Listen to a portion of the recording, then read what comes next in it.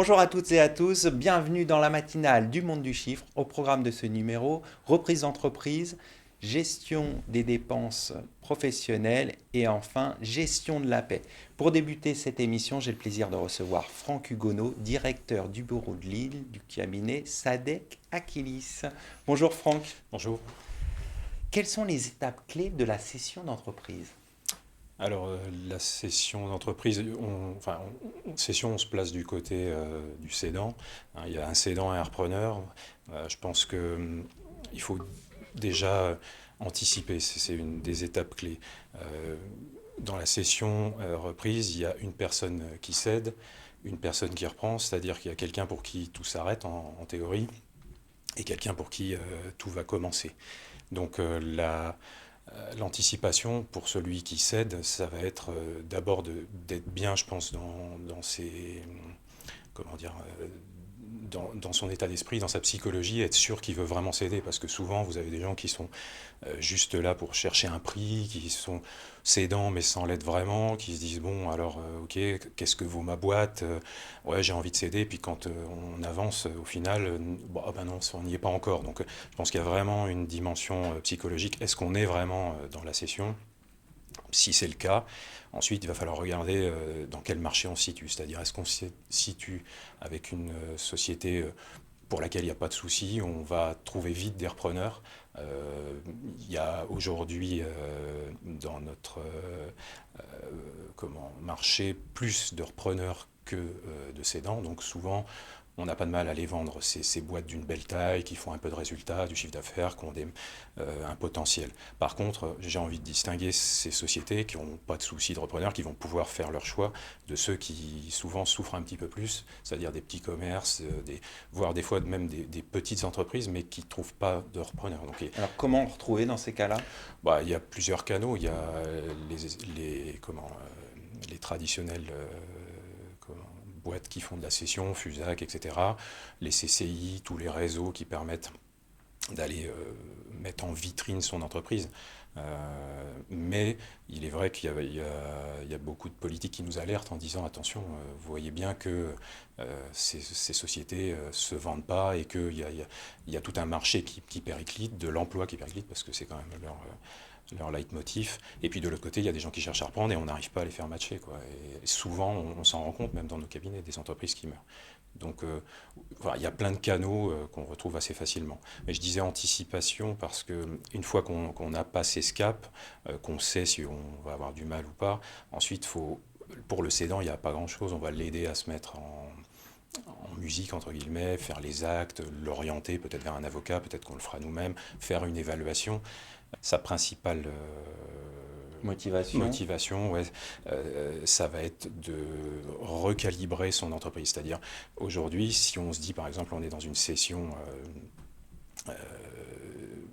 pour, transmettre aux enfants, ça ne va pas être la même chose que si on cède purement et simplement et qu'on s'arrête.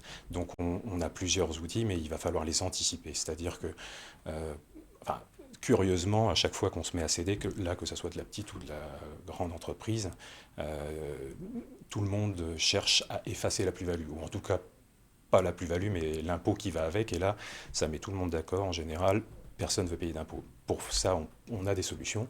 On arrive à faire utiliser par exemple le mécanisme de l'apport-cession. On le combine avec l'apport-cession donation aux enfants. Si c'est un transfert vers des proches, on peut utiliser le pack du trade. Enfin voilà, on a toute une panoplie, mais pas quand le dirigeant arrive et qui nous dit voilà, je vends, c'est demain, qu'est-ce qu'on fait? Et là, c'est trop tard. Le mécanisme de l'apport-cession, il nous faut un certain temps, par exemple 2 ans si on veut pouvoir être exonéré en réinvestissant, 3 ans si on veut être exonéré sans réinvestir. Donc voilà, il faut s'y prendre un petit peu en avance, quoi. Donc il y a une panoplie d'outils, vous dites, mais quelles sont les bonnes pratiques à adopter en matière de cession d'entreprise?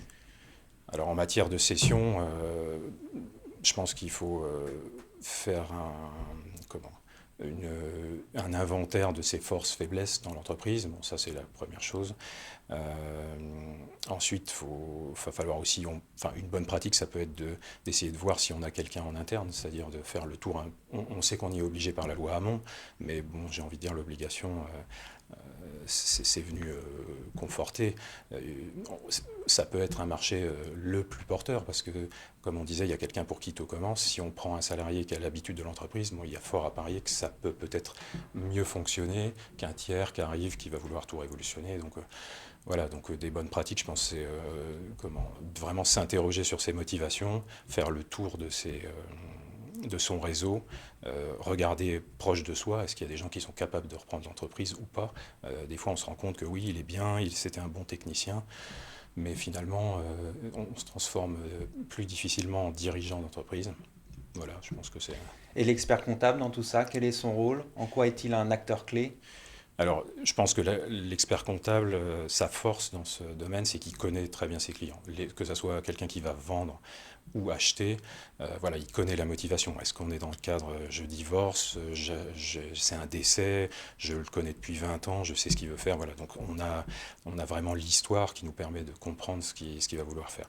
Ensuite, c'est un acteur clé à plusieurs niveaux. C'est lui qui va établir le prévisionnel, qui va orienter pour aller chercher les financements bancaires. Il peut souvent faire l'évaluation d'entreprise, c'est-à-dire qu'il va donner un prix. Et c'est vrai que le prix, il peut varier selon qu'on se situe du côté du cédant ou du repreneur.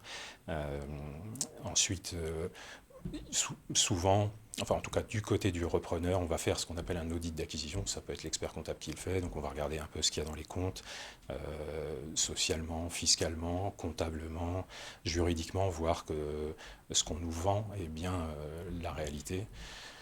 Voilà, c'est dans tous ces domaines-là. Ensuite, il y a les actes définitifs. Alors, il y a des cabinets qui les établissent, d'autres qui travaillent conjointement avec des avocats. Bon, ça dépend. Il y a des choses vraiment à regarder, comme la cession, la GAB, toutes ces choses-là. Mais voilà, l'expert comptable a quand même une panoplie qui lui permet d'approcher l'ensemble de la cession. On va conclure là-dessus. Merci Franck d'être passé sur le plateau de la matinale du Monde du Chiffre. Merci.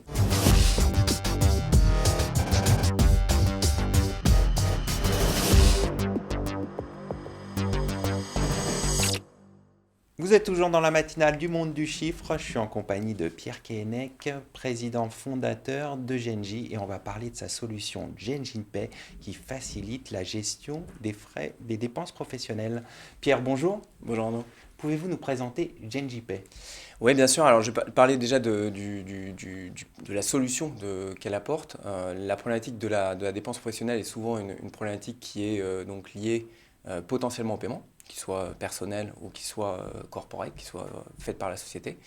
On a trouvé que c'était le bon moment pour apporter des solutions de paiement, une brique de solutions de paiement, donc optionnelle dans la solution, qui va permettre de répondre aux différents cas de paiement dans le monde de l'entreprise. Et vous en avez généralement deux grands, pour faire très simple. Vous avez la carte corporate, la carte affaires classique, qui va équiper des flottes, généralement un sous-ensemble de votre société. Et puis vous allez avoir des usages de paiement qui vont être beaucoup plus discrets, beaucoup plus ponctuels. Notamment, je suis à l'étranger, je veux acheter par exemple un nouveau chargeur de portable parce qu'effectivement j'ai perdu le mien, etc.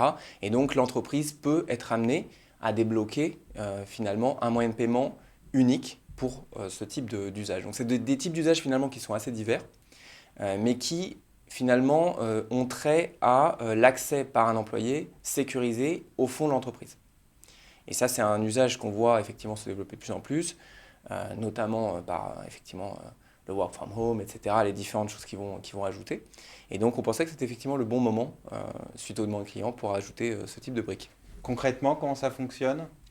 Alors concrètement, comment ça fonctionne? Donc déjà, pour parler peut-être de réseau d'acceptation, donc c'est un produit qui est un produit Visa sur une carte corporate, qui va être effectivement virtuelle.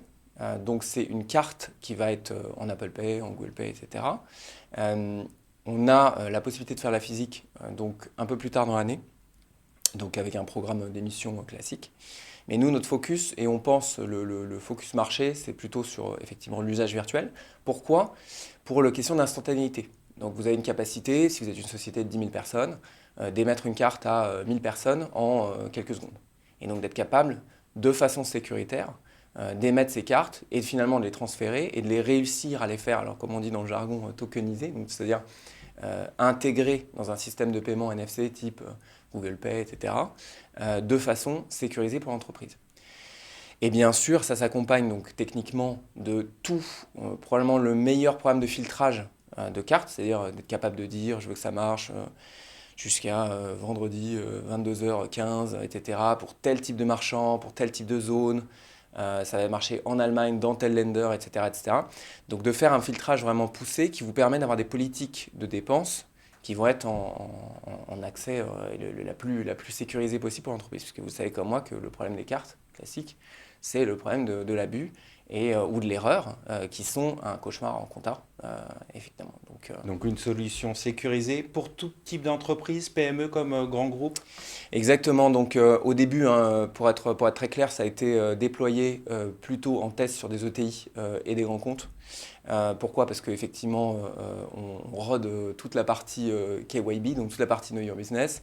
Le but, c'est vraiment de le rendre disponible entièrement sur même de la TPE-PME, directement dans notre offre en intégré. En quoi justement votre solution est un atout, une plus-value pour les entreprises et les experts comptables? Alors en fait, la problématique du paiement, elle a toujours été traitée avec des acteurs à part. Aujourd'hui, par exemple, les leaders de la carte corporate française, c'est BNP, SOG, Amex.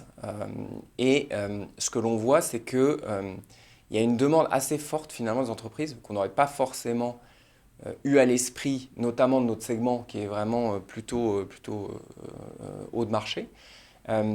Et on a vu qu'effectivement, le besoin d'avoir des moyens de paiement qui sont rapides à déployer, qui sont sans coût et qui sont finalement dans un nouvel usage où on peut être capable vraiment de régler les paramètres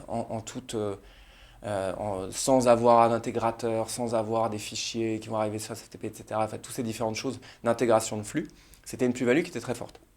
Et que donc, ça avait du sens d'intégrer ça en tant que brique optionnelle. Alors pourquoi je le dis en tant que brique optionnelle? Parce qu'à la différence d'une solution qui est basée sur la carte, pour le coup, notre grande plus-value et qui reste toujours, c'est le traitement de toute la dépense professionnelle.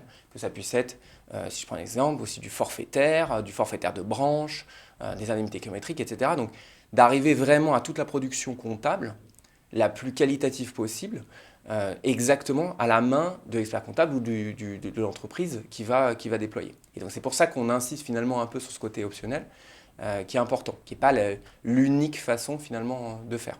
Pour terminer, l'actualité, c'est le prochain congrès des experts comptables. On peut s'attendre à des annonces de votre part? Alors peut-être pas de notre part, mais effectivement de partenaires que l'on équipe technologiquement. Et effectivement, je pense qu'il y aura une série d'annonces assez intéressantes autour de la dépense professionnelle. Donc voilà, On va suivre ça avec intérêt. avec grand plaisir. Merci Pierre d'être passé sur notre plateau. Merci beaucoup.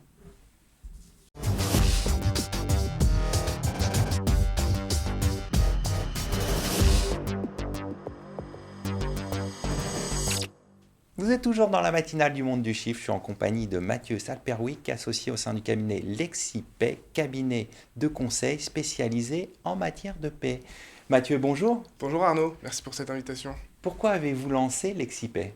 Alors, expert comptable à la base, j'ai choisi de lancer LexiPay au cours de mon cursus d'expertise comptable parce que j'ai vu beaucoup de cabinets d'expertise comptable et beaucoup de pôles social. Et j'ai constaté que l'activité sociale était une activité assez complexe, chronophage, qui nécessite de la précision. Et j'ai compris qu'il y avait un besoin pour les experts comptables sur la partie paye. Et j'ai donc choisi dans ce cadre-là de monter LexiPay, cabinet de conseil en social. Alors concrètement, qu'est-ce que c'est LexiPay? LexiPay, c'est un cabinet de conseil en social dans lequel nous externalisons la paye pour des experts comptables qui ne souhaitent pas en faire ou qui ont des difficultés de recrutement et qui font appel à nos services pour établir leur bulletin de paye. Comment vous accompagnez les entreprises et les experts comptables? Alors nous sommes partis de notre constat de base, qui est un état des lieux du marché des gestionnaires de paye, où nous avons en fait 3 blocs. Nous avons les gestionnaires de paye indépendants, qui sont très techniques, très spécialisés, mais qui sont parfois un peu isolés. Nous avons ensuite un deuxième bloc, qui est constitué par les cabinets d'expertise comptable, mais où la fluidité dans la transmission d'informations entre pôle d'expertise comptable et pôle paye fait parfois un peu défaut. Et enfin, nous avons un troisième bloc qui est constitué par les éditeurs de logiciels de paye, des solutions en ligne qui permettent à des chefs d'entreprise d'établir eux-mêmes leur paye. Ces solutions mettent en avant une force inébranlable qui est celle de produire un maximum de paye avec un outil qui est toujours le même. Et dans le même temps, les éditeurs ont du mal à conseiller leurs clients puisque ce n'est pas leur métier à la base. Et donc nous sommes partis de cette vision éclectique du marché dans laquelle nous avons donc les 3 blocs et nous avons retenu les avantages de chacun des pôles pour constituer l'Exipay. Aujourd'hui, votre clientèle, elle est constituée principalement d'entreprises ou de cabinets d'expertise comptable? Alors, l'Exipay est constitué de partenaires experts comptables qui nous présentent leur clientèle et pour lesquels nous externalisons la paye chez nous, en interne. Donc essentiellement des cabinets d'expertise comptable, mais les clients finaux sont bien évidemment les clients de nos experts comptables. En un mot, quelles sont les perspectives de développement pour l'Exipay? Alors la demande est là, le marché est là, la tendance à l'installation ex nihilo de jeunes experts comptables conforte notre positionnement. Dans le même temps, nous faisons face à une demande d'activité qu'il faut structurer. Et voici les prochains sujets de développement. Nous essayons de développer aussi une partie formation paye et de renforcer notre pôle management de transition pour des cabinets plus structurés qui ont des gestionnaires de paye absents ou sur le départ. Pour terminer, il va y avoir le congrès des experts comptables Oui. à Bordeaux. Est-ce que vous y serez présent? Est-ce que vous allez annoncer des choses pendant ce congrès? Oui, alors nous serons présents au congrès des experts comptables à Bordeaux. Nous serons également présents avec le Club des jeunes experts comptables au mois de novembre sur les estivales du CJEC qui ont lieu un peu tardivement en raison de la crise sanitaire. Merci Mathieu d'être passé sur notre plateau. Merci à vous. Merci à toutes et à tous pour votre fidélité et à bientôt pour un nouveau numéro de la matinale du monde du chiffre.